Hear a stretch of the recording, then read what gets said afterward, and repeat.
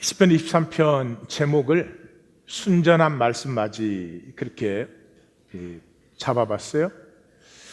우리의 삶의 아픔은 이것이죠. 최선을 다해서 살았는데 그 후에 처절한 후회, 이렇게 살고 싶었던 것이 아니었는데, 이것이 내가 되고 싶은 모습이 결코 아니었는데, 이게 삶의 아픔이죠.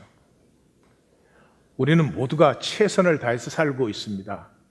잘 몰라서 그러지 게으른 사람도 나름 최선을 다해서 게으른 것입니다. 게으르기가 쉬운 건 아니에요. 정말입니다. 공부 잘하는 학생만 최선을 다하는 건 아니에요. 공부 못하는 학생은 못해도 나름대로 최선을 다해서 자기 자존심도 좀 지켜야 되고 뭐 등등 그렇습니다.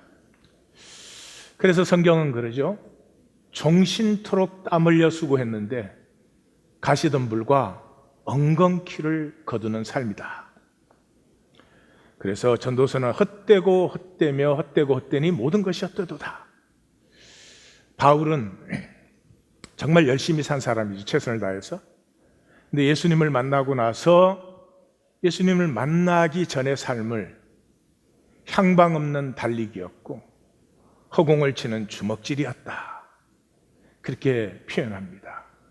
왜 그렇죠? 이유는 거짓으로 살았기 때문입니다. 거짓으로 살았다는 말은 내 자신일 수가 없었다, 그런 말이죠. 그냥 세상에 사는 삶이에요. 세상에서 내가 하고 싶은 말 못해요. 예상되는 말을 해야 돼요. 사람들이 옳다고 하는 말을 해야지 내 진실 얘기하기 힘들어요. 말만 그렇겠습니까? 모든 것이 다 그러합니다. 그래서 우리 사람은 다 수치와 두려움이 있으니까 삶 전체가 가리기와 피하기죠. 그래서 우리는 모두 돈에 중독되어 있습니다. 돈은 우리를 새롭게 하지는 못하죠. 돈이 우리 존재를 복되게 하고 그렇게는 못하죠. 그렇지만 돈이 있으면 가리기와 피하기가 쉽죠.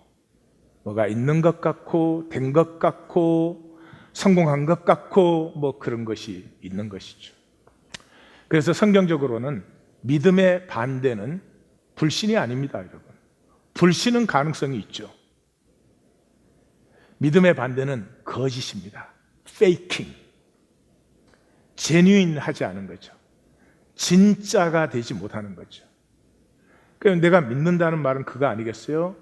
내가 하나님을 믿는다 그러면 하나님은 선하시고 하나님의 뜻은 온전하시니까 지금 내가 있는 자리와 상황과 내 모습이 나에게 별로 마음에 들지 아니하여도 이게 모든 것이 합력하여 선을 이루시는 하나님의 섭리 가운데 있으니까 그것을 그대로 받아들일 수 있습니다.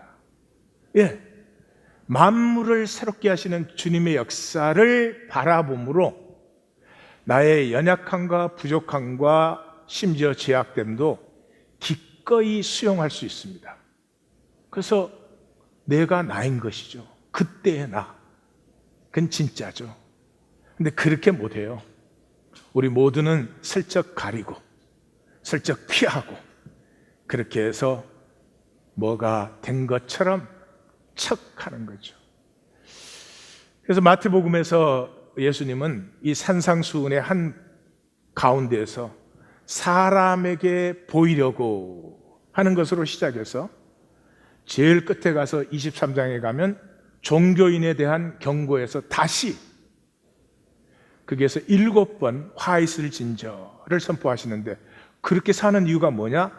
저들은 사람에게 보이려고 그렇게 산다. 그래서 하나님 임재 앞에서 하나님이 보고 계시는 나를 볼 수가 없어서 그저 사람 앞에 보이는 이 가짜. 그래서 정말 처절하게 열심히 살았는데 언제나 내 자리를 돌아보면 결코 여기가 내가 도착하고 싶었던 자리가 아닌데 이 모습이 내가 원했던 모습은 아닌데 그것을 지울 수가 없는 것이죠. 그 핵심에 하나님의 말씀조차도 하나님의 말씀 그대로 받지 못하는 우리들, 항상 내 마음대로 말씀을 만들어 온 기독교의 그 어리석음과 안타까움이 그게 들어있죠. 그것을 가장 잘 보여주는 시편이 23편이에요. 저는 23편 지난주에 이제 다음 주 본문입니다. 그리고 굉장히 궁금했어요. 다 잘 아는 시편인데 이거 가지고 뭔 묵상을 하나, 이거 가지고 무슨 훈련을 하나 그랬어요. 그랬는데 시편 23편을 그렇게 우리 같이 훈련하고 와서 보니까 아주 대표적인 말씀이에요. 전혀 우리는 하나님의 말씀을 듣지 않는다, 우리 마음대로 갖다 붙인 말씀을 산다 하는 것의 대표적인 얘기예요.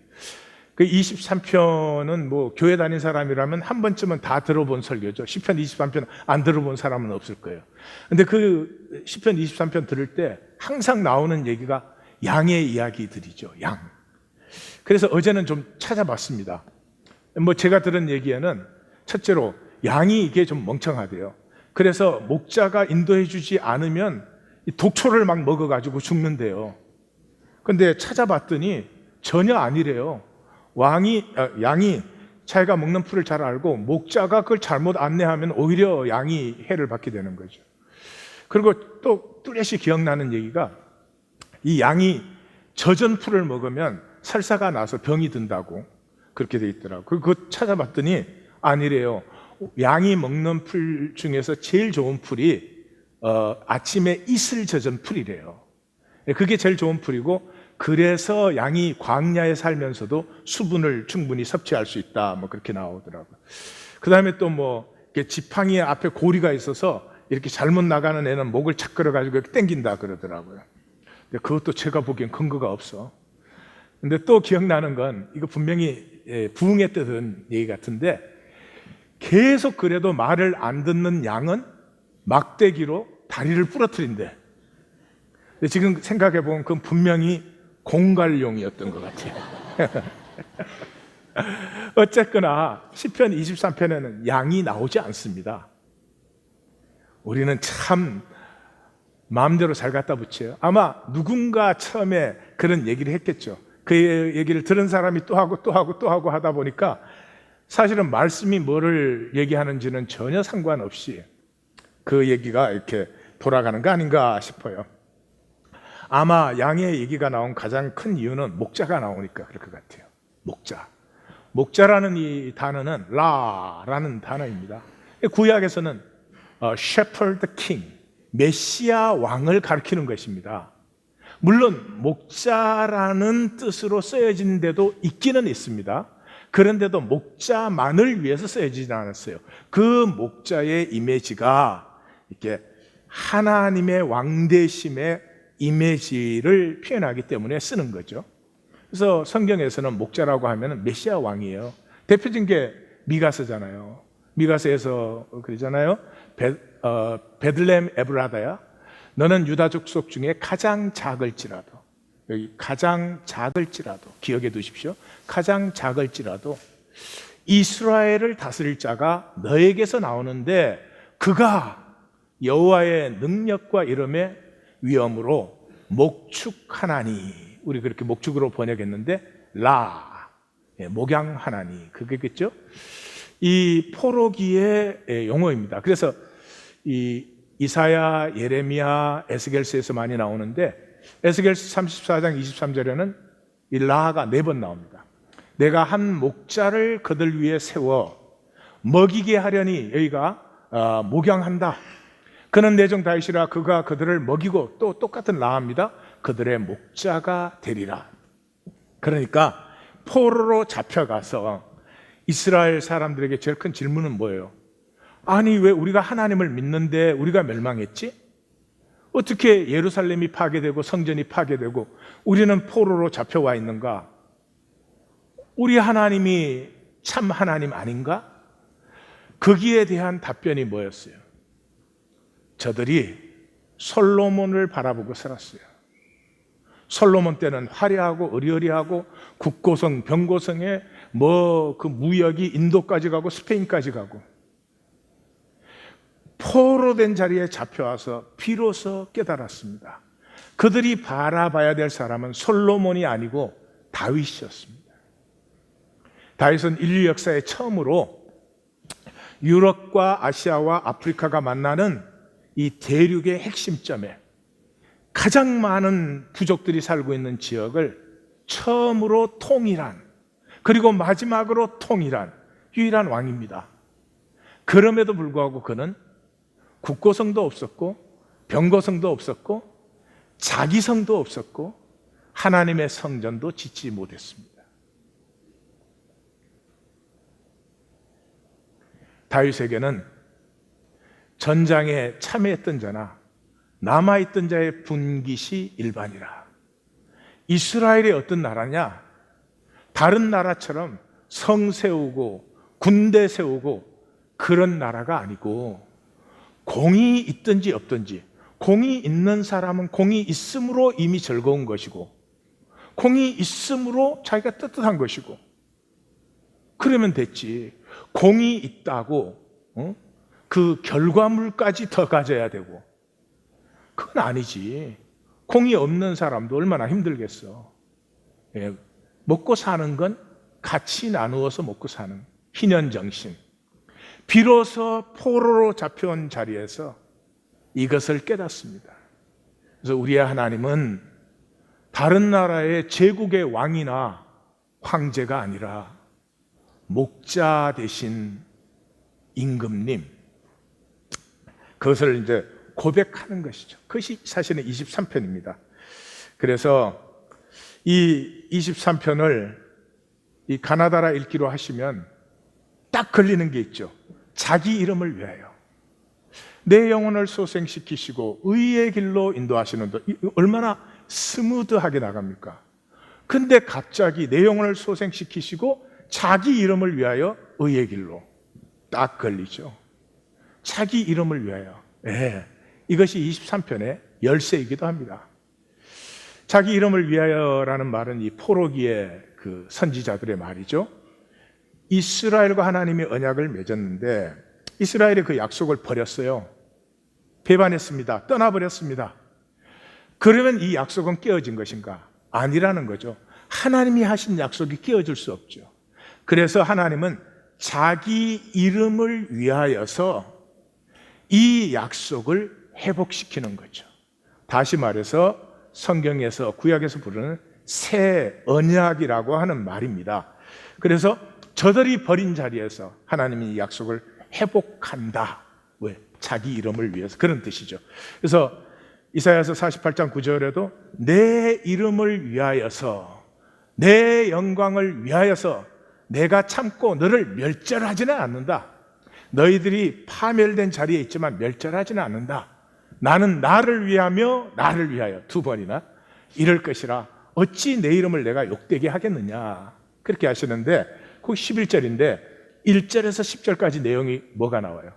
너희가 만군의 여호와의 이름을 부르지, 만군의 여호와 만군의 여호와 이러지만은 우상 숭배하고 불순종하고 배역하였다 하는 내용 후에 나오는 거죠. 에스겔서도 똑같습니다. 내가 내 이름을 위하여서 달리 생각하였다.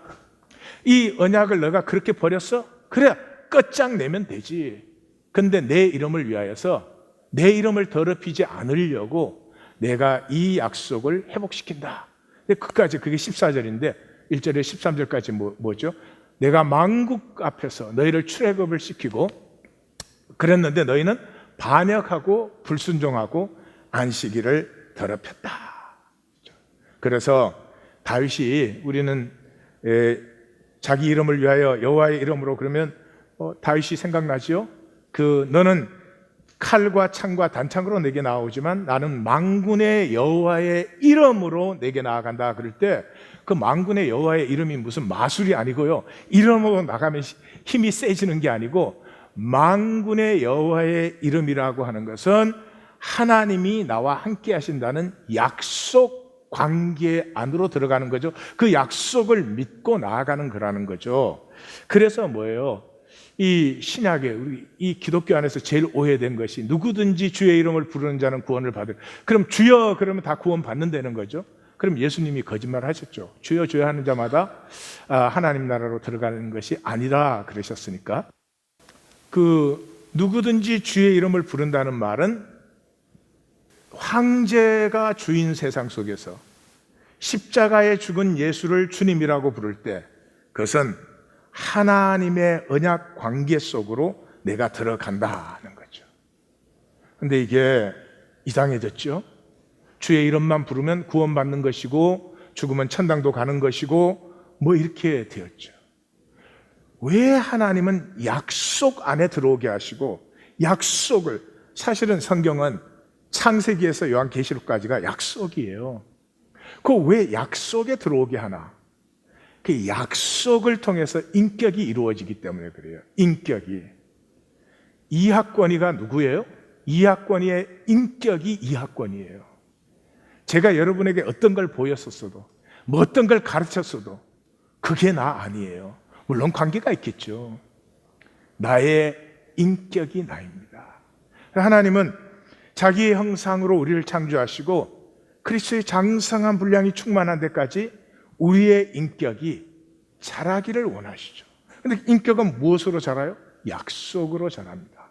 약속. 약속에 얼마나 신실한가가 내 인격이에요.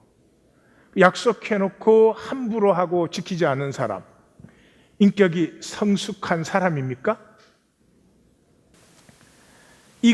그래서 이게 엘간이라는 단어, 기독교에서 사라진 단어죠. 엘간. 행하는 대로 갚아준다. 하나님이 얼마나 많이 말하세요. 행한 대로 심판받는다. 이게 기독교에서는 없어져 버렸어요. 왜? 주의 이름만 부르면 구원받는 것이 되어서. 그래서 지금 이 기독교, 이렇게 수많은 사람들이 있음에도 불구하고 기독교의 문제가 뭐예요? 성화가 일어나지 않잖아요. 성화가 일어나지 않는다는 말은 구원 없다는 얘기죠. 어떻게 생명이 태어나서 그대로 있어요? 그건 뭔가가 잘못된 것이죠. 그래서 이 기독교를 망치는 얘기가 구원의 확신이죠. 구원의 확신. 일단 확신이라는 말은 아주 안 좋은 말이에요. 확신이라는 것은 사람은 이쪽이나 저쪽이나 이렇게 불분명할 때 굉장히 부담스럽고 싫어합니다. 그래서 자기가 한쪽을 정하는 거예요. 나는 뭐 보수야, 나는 뭐 진보야. 이렇게 딱 정해가지고 자기 정한 테두리 안에 있는 것을 확신이라고. 그건 망하는 길이에요. 그건 실제를 만날 수가 없죠. 그런데 그 구원의 확신이 뭐예요? 내가 예수 믿어서 나는 이제 구원받고 정말 하나님의 자녀 되고 뭐 하나님 믿고 산다 이런 거 아니겠어요? 그런 감사와 신뢰가 있겠죠. 그죠? 있겠죠. 근데 그래서 할렐루야 나는 감사합니다. 난 늘 기쁩니다. 그 사람은 가짜일 가능성이 많죠. 내가 얼마나 악해서 지난주 36편에서 본 것처럼 내가 얼마나 악하기에 하나님이 나 때문에 죽으시냐고요. 그 은혜를 내가 정말 받았다면 두렵고 떨리죠. 두렵고 떨리죠. 어떻게 할렐루야 나는 감사합니다. 그거 안 되죠. 그거 왜 그래요? 이 논리를 배웠기 때문에. 기독교 안에 들어와서 이 교리라는 논리를 배웠어요. 논리는 실제가 아니니까 나 구원받았다 기쁘다 그거밖에 없죠. 하나님의 죽으심을 만난 그 심령에 이 말로 다 할 수 없는 어찌할꼬 하나님 이제 나는 어떻게 살아야 되는 것입니까? 이 절반이 빠져 있는 거죠. 그게 실제가 아닌 것이죠. 그래서 사도 바울도 양면이 다 있죠. 로마서 8장 같은 것은 뭐 성경 66권의 대표적인 것 아니에요. 그리스도께서 우리를 위하여 죽으심으로 우리가 구원을 받아서 이제 결코 정죄함이 없다. 그리스도 안에 있는 생명의 성령의 법이 죄와 사망의 법에서 우리를 해방하였다. 사망이나 생명이나 천사들이나 권세자들이나 현재일이나 장래일이나 능력이나 높음이나 깊음이나 다른 어떤 피조물이라도 우리를 우리 주 그리스도 예수 안에 있는 하나님의 사랑에서 끊을 수 없느니라. 맞습니다. 그렇지만 동시에 그렇기 때문에 뭐예요? 고린도전서 9장 27절을 보시면 내 몸을 쳐서 복종한다 그러잖아요. 이건 어마어마한 얘기입니다. 사람은 이렇게 안 됩니다. 나 때문에 죽으신 한 생명을 만날 때 내 삶은 이제 그냥 살 수 없어요. 함부로 살 수가 없어집니다. 내 몸을 쳐서 복종하는데도 불구하고 내가 버림을 당할까 두려워하니로다. 사도 바울이 정신분열병 환자입니까? 아니죠. 이게 같은 실제의 양면입니다. 빌립보서는 뭐라 그래요? 내가 얻었다 함도 아니요 이루었다 함도 아니다. 나는 잡은 줄로 여기지 아니하고 앞에 있는 것을 잡으려고 달려간다. 10,000번 죽어 마땅한 나. 10,000번이 무슨 10,000번이요? 10,000번 죽어 마땅한 나, 내가 은혜를 받았을 때 할렐루야도 있을 것 같아요, 분명히. 그렇지만 그건 한참 뒤고 그 은혜를 만나는 순간에 나는 죄인이로소이다. 이 죄를 어찌할꼬.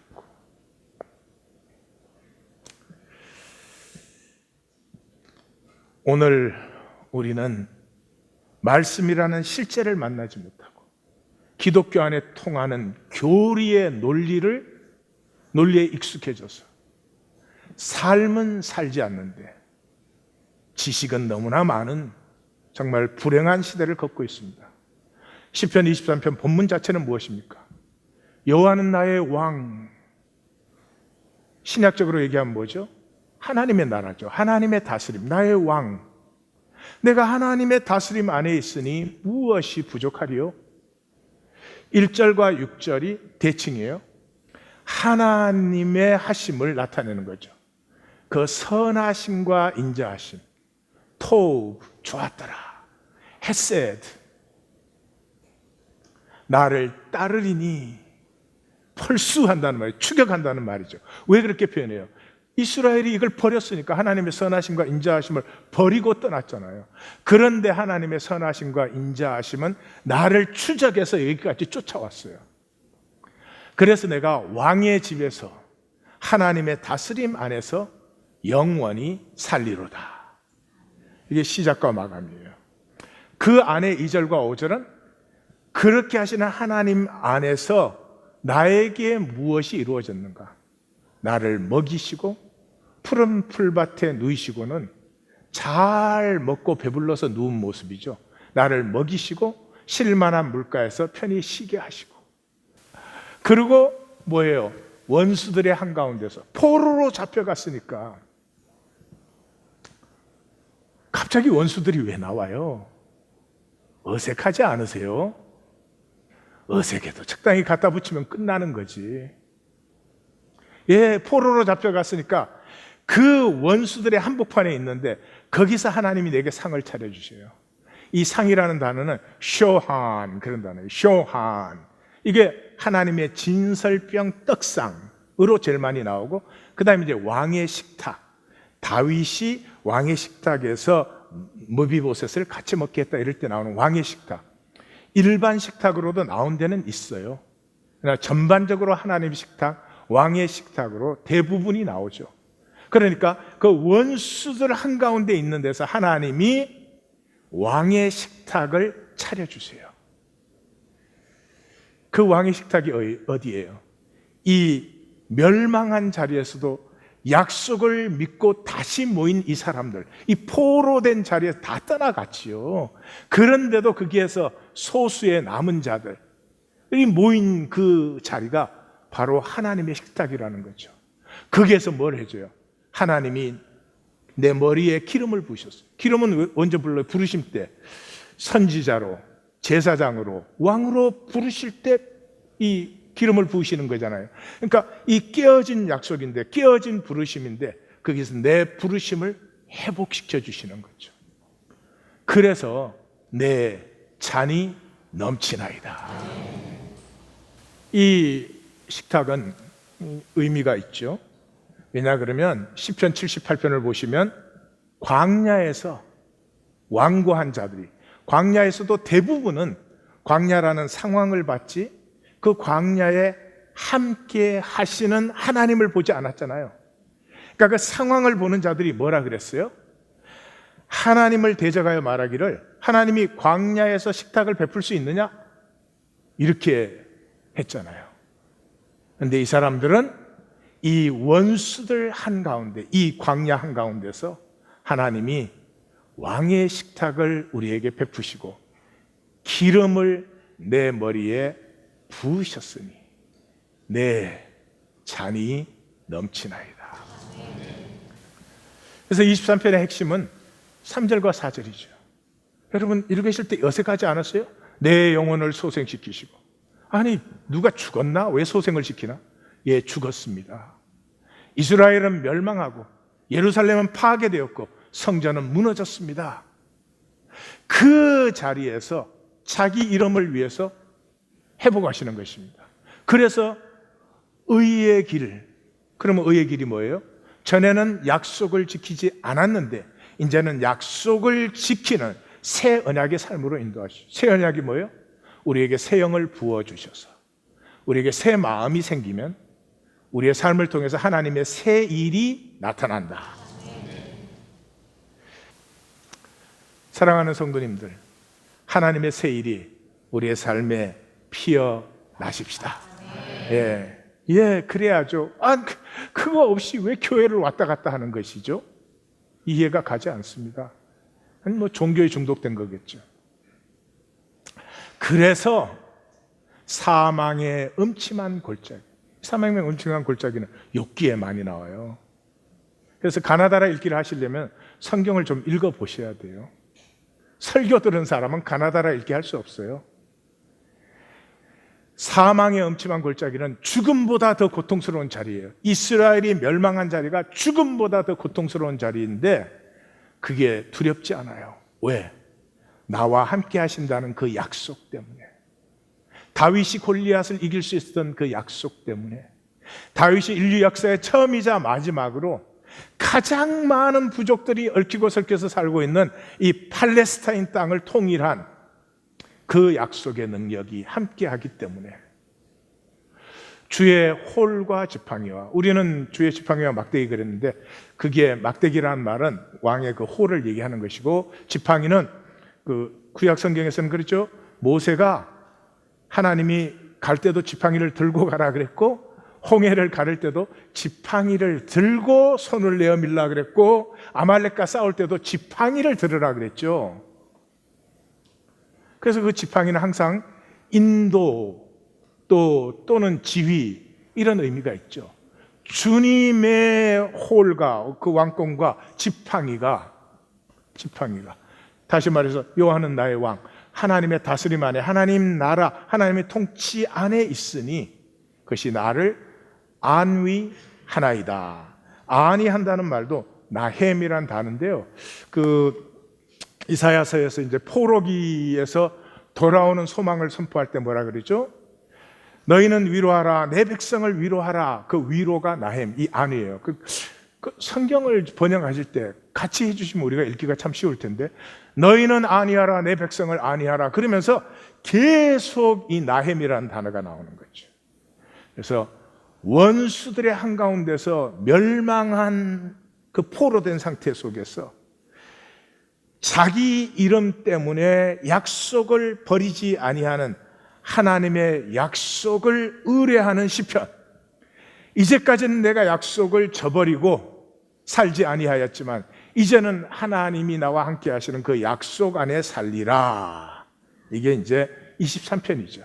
이것을 백성들에게 선포하고 이 낭독하게 하고 하는 이 시인의 가슴 속에는 바로 이스라엘의 회복이 들어있는 것이죠. 그래서 한마디로 말하면 이 23편은 여호와는 왕이고 우리는 그의 백성이다. 여호와는 왕이고 그의 백성이다. 조금 이따 또 같이 그 부분 보십시다. 그래서 그런데 이제 이 23편을 뭐 우리 마음대로 갖다 붙여서 이제 다 이해를 했죠. 그러면 또 이렇게 질문할 수 있을 것 같아요. 아니 뭐 그래도 그렇게 해서 은혜 받으면 되는 거 아닙니까? 뭐 주로 이제 큐티 뭐 이런 게 그런 거 하는 거죠. 성경 읽고 이제 마음대로 갖다 붙여서 이제 은혜를 받는 것인데, 그럼 제가 질문을 하나 드리겠습니다. 아버지가 얘기를 했어요. 말씀을 하셨는데 아들이 아버지가 무슨 말씀을 했는지 그건 상관없어요. 자기 마음대로 이해를 해.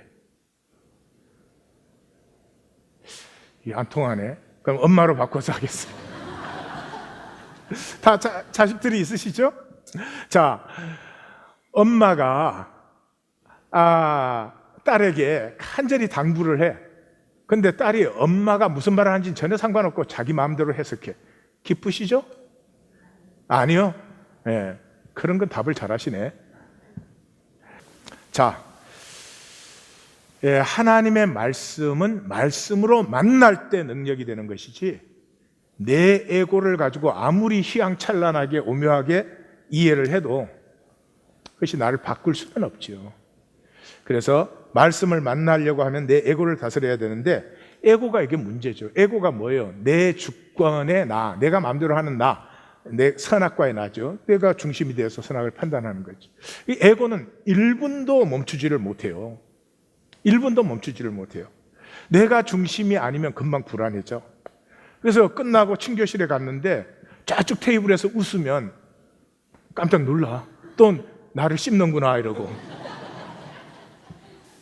거기에 중독적으로 자기중심적이에요.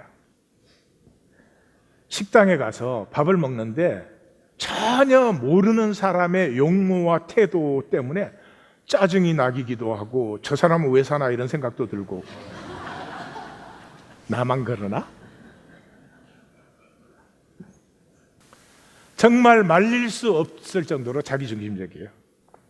그걸 가지고 말씀을 읽자마자 해석하고 파악하고 판단하고, 그 중심엔 자기는 무의식적이겠지만 오로지 남보다 옳고 잘나려고. 그것도 어떻게 말씀이 만나지겠어요?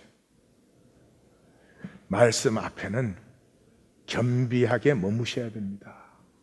내가 알고 이해하고 판단하기 전에 겸비하게 머무셔야 됩니다. 하나님이 내게 말씀하셔야지. 어떻게 내가 해석한 말씀은, 이 최고의 거짓말이 뭐냐 그러면, 이렇게 우리가 해석할 때는 머리로 해석하지 않아요? 판단하지 않아요? 근데 머리에 들어온 것이 가슴에 내려오기까지는 많은 시간이 걸린다. 새빨간 거짓말이에요. 머리에 들어온 것은 지식이 됩니다. 그리고 지식은 오로지 힘을 위해서 사용합니다. will to power. 인류 역사의 지식이 진리를 섬긴 적은 한 번도 없습니다. 항상 권력을 섬겼습니다. 그래서 지식으로 된 말씀은 위로 올라갑니다. 높아지려고 합니다. 절대로 내려오지 못합니다. 가슴으로 온 것은 삶이 됩니다. 그건 어쩔 수가 없어요. 가슴으로 사는 것이니까요. 그래서 생각의 함정을 주의하셔야 됩니다. 자, 지금 10년째 다이어트를 하는 분이 계셔. 10년째 다이어트를 하고 계시는 분이 있다, 그렇게 생각을 하십시다. 그분은 다이어트를 하시는 겁니까? 안 하시는 겁니까? 안 하는 거죠. 다이어트를 했으면 10년째 하고 있을 리가 없죠. 그분은 뭘 하고 계실까요, 그러면? 10년째 다이어트를 해야 된다고 고민하고 있는 거죠. 근데 고민하는 것을 자기는 다이어트를 한다고 착각을 합니다. 이게 오늘 기독교인들의 모습이에요. 삶은 일상에서 이루어져요. 표정 하나, 말 하나, 선택 하나, 작은, 거기에 삶이 있는데 이 상은 높이 세워놨어요. 그리고 그 고민을 합니다.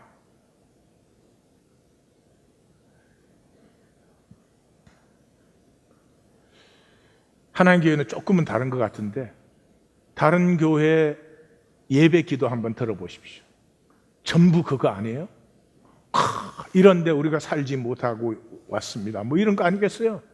뭘 못 살아요? 이 상을 바라보니까 그렇지. 그건 논리 아니에요?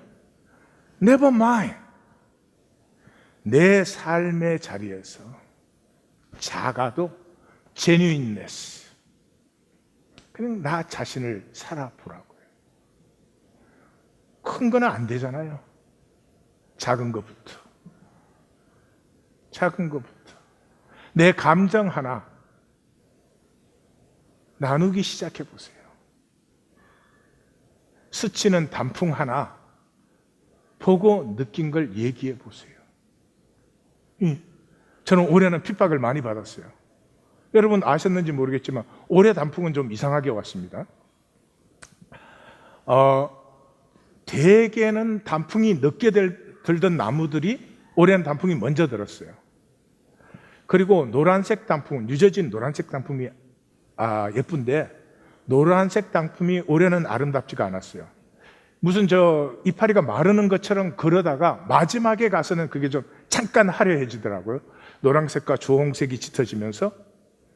그리고 토론토에서 아직 단풍이 아직 안 들었습니다 할 때 빨간 단풍의 일부가 여기서는 들었어요. 다니면서 올해는 단풍이 이상해 이러면 옆에 계신 분이 누군지는 몰라. 운전이나 잘해.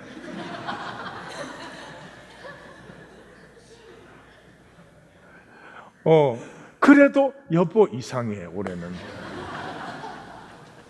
그 아무것도 아닌 말 한마디 하는 게 쉬운 게 아니에요.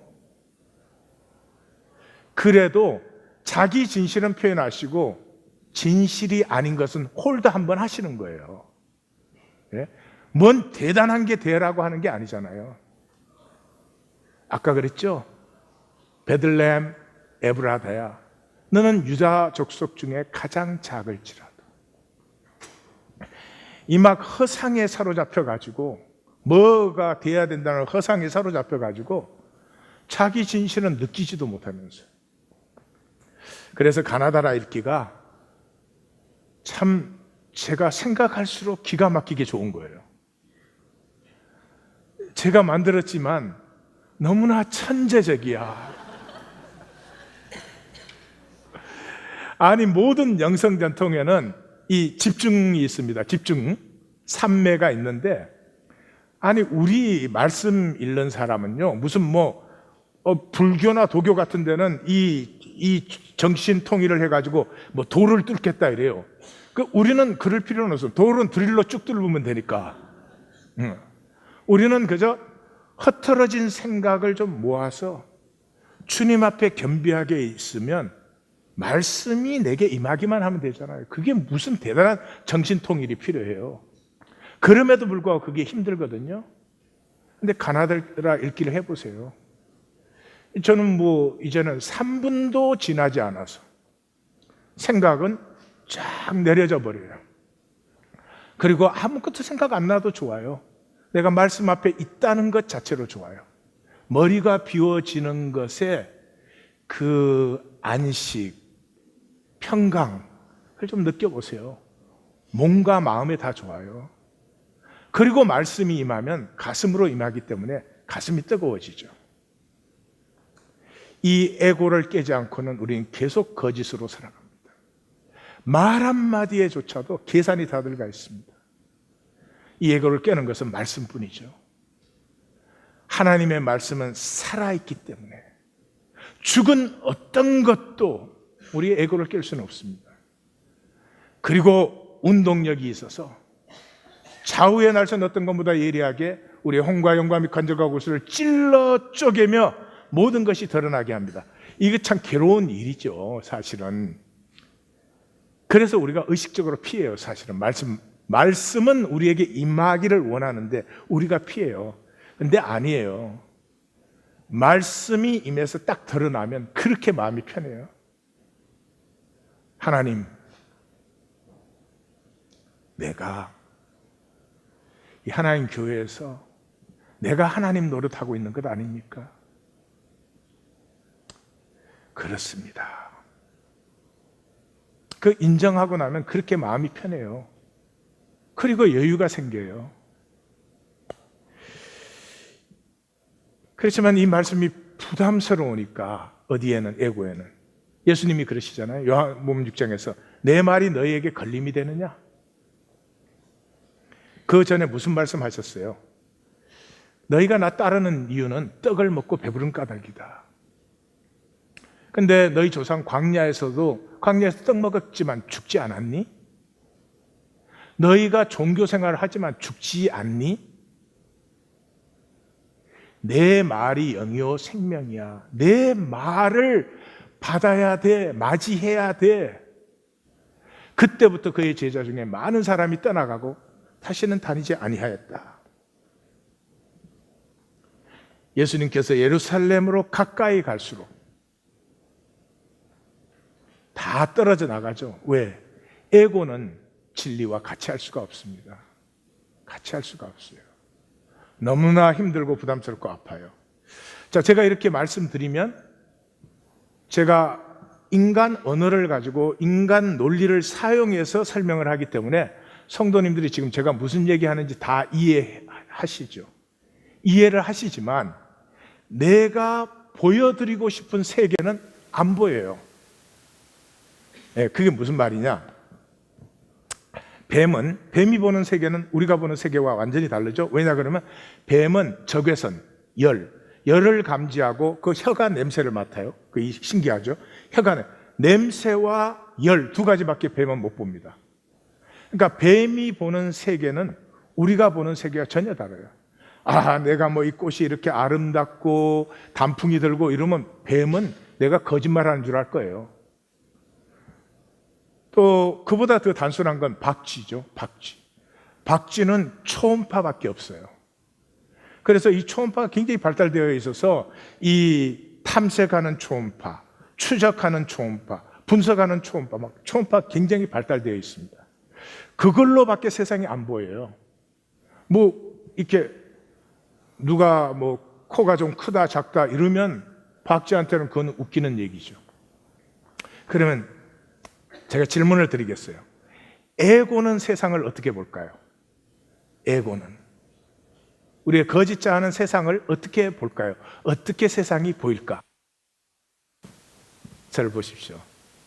에고는 돈밖에 안 보입니다. 죄송합니다. 에고에게는 돈밖에 안 보입니다. 남편 안 보여요. 남편이 돈 잘 벌어오느냐 안 벌어오느냐 그게 보여요. 아내 안 보여요.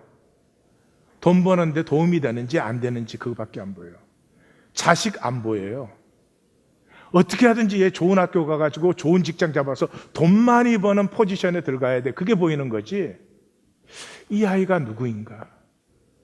이 아이 속에는 무엇이 들어있는가? 이 아이는 언제 행복하고 기뻐하는지, 이 아이는 무엇을 아파하고 힘들어하는지 안 보여요. 에고에게는 이 돈과 힘밖에 안 보여요. 그 한국에서 이렇게 오신 손님들이 보면 재밌어요. 저를 만나면 이렇게 저한테 이제 질문을 못 해요. 왜냐하면 저를 좀 아시는 분들은 제가 무슨 이 신앙의 어떤 본질 부분을 그래도 좀 회복해 보려고 몸부림을 치는 사람이다 하는 걸 알죠. 그러니까 참다가 헤어질 때 되면 마지막으로 꼭 나오는 질문이 있어. 못 참고 그걸 참았어야 되는데 그게 뭐냐 그러면 요새 교회 몇 명 모이세요? 이게 교회가 몇 명 모이는지가 안 들어오면 전혀 감이 안 잡혀. 안 보이는 거예요. 10,000명 모입니다. 그럼 딱 알아. 그렇지만 그 사람에게는 이 교회는 어떤 것을 가지고 몸부림치고 있으며 무엇을 향해서 가고 있으며 그러기 때문에 어떤 아픔이 있으며 어떤 기도가 그거 말을 다 이해하죠. 그렇지만 그 실제가 무엇인지 전혀 모릅니다. 제가 이렇게 말씀드리면 이해를 하지만 제가 증거하고 싶은 세계를 성도님들이 보시는 건 아니에요. 보이면 구하고 찾고 두드립니다. 보이면 안타까워지는 거죠. 얼마나 많은 사람이 설교 이해하고 왔다 갔다 하는 것입니까? 에고의 거짓을 대적하십시오. 여러분, 계시록의 7교회 중에서 하나님이 가장 기뻐하시고 하나님이 자랑스러워한 교회는 하나밖에 없어요. 빌라델피아 교회. 스무나 교회는 순교하는 교회니까 위로가 있지만은 하나님이 기뻐하시고 자랑스러워한 교회는 빌라델피아 교회 하나예요. 빌라델피아 교회의 핵심이 무엇입니까?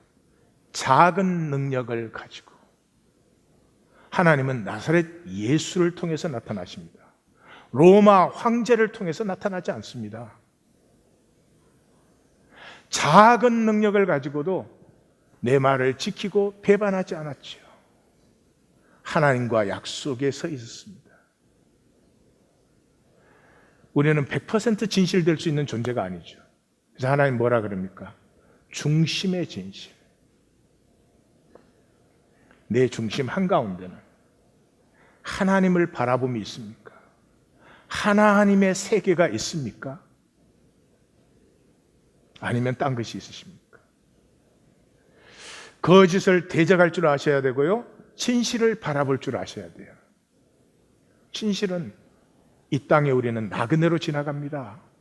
여기서 얼마나 잘 살았느냐, 멋있게 살았느냐, 사람에게 얼마나 성공적으로 보였느냐, 그런 것이 아니고 이 삶을 통해서 내 인격이 하나님의 형상, 내 존재가 하나님과 하나인 존재로 자라나느냐, 그거밖에 없어요. 마담 보바리라고 한 작품을 아시죠? 플로베르가 썼는데, 플로베르가 이 비극은 실화를 쓴 것입니다. 실화. 그 당시만 해도 하도 이상해서 이 실화를 5년 동안을 리서치해가지고 쓴 작품이 마담 보바리예요. 원래 그 엠마라고 하는 그 여인이 굉장히 부유한 농장주의 외동딸이었어요. 외동딸인데 그 시골 의사와 결혼을 했습니다. 굉장히 신실한 사람이고 하여튼 그 돈을 낼 수 없는 사람들도 아프다 그러면 다 찾아다니면서 그 치료를 해주고 그런 사람이에요. 그러니까 이 엠마가 재미가 하나도 없죠.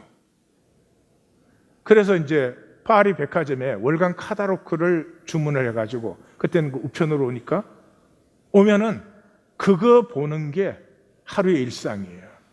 그 화려한 것들, 그 카달로크를 보는 게 아니죠. 그 카달로크가 주는 허상을 보는 거죠. 이걸 입으면, 이런 것을 달고 댕기면 등등등 그런 거겠죠. 결국에 엠마는 이 남자 저 남자를 전전하게 됩니다. 그 남자들 중에 하나라도 엠마를 사랑하는 남자가 있습니까? 없습니다. 다 이용만 합니다.